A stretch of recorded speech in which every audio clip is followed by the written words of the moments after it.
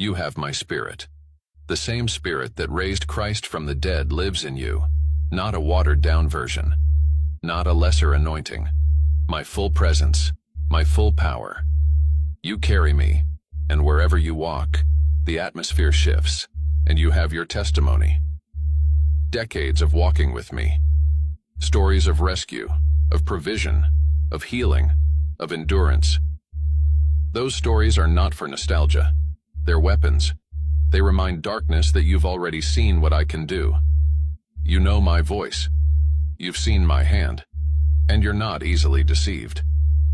You know what matters. You carry a clarity many never reach. And in this clarity, you are more dangerous to darkness than you've ever been. You don't need a platform to be powerful. You don't need a spotlight to be strategic. I have positioned you precisely where you are for purpose. Even now, I am aligning assignments to your wisdom. I'm sending people into your life who need the strength you've gained through fire. You're not just surviving anymore. You're stewarding what you've survived. I know there are days when you still feel the weariness. That's not weakness, it's the weight of what you carry. But you don't carry it alone. I am with you. I am your strength. And I'm increasing your awareness now.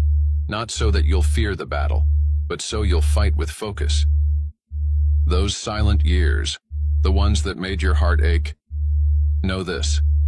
Every one of them was filled with my presence, even when you could not feel it. Silence, dear one, was not my absence, but my preparation. You have asked, why the delay? Why the unanswered question marks that float above my life like unanswered prayers rolled over in heartache?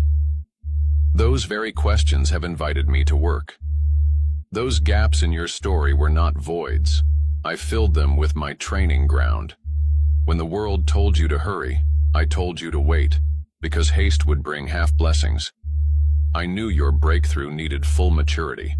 That means time. Your soul needed territory that only seasons can build. The landscape of destiny requires years of soil, years of bending, years of quiet root growth. Years you thought were wasted became the very years that strengthened your faith, cultivated your patience, sharpened your clarity. You recall the prayers that felt like silent walls, those early mornings and late nights when your spirit whispered into stillness, and stillness answered.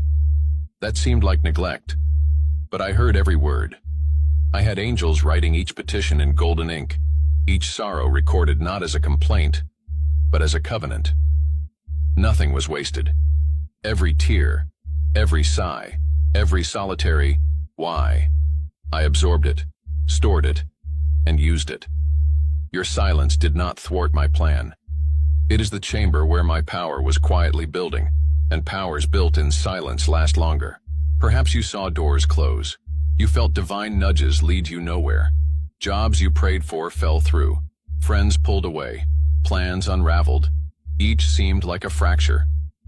But I, the Lord, do not waste even the broken pieces of your life. Those rejections were my redirections. Not no, but not yet.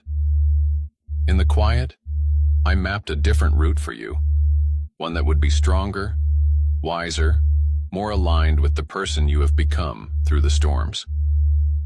You may look around and not see significance, but I see who you will become, molded by experiences that the world calls failures, but I call harvest soil.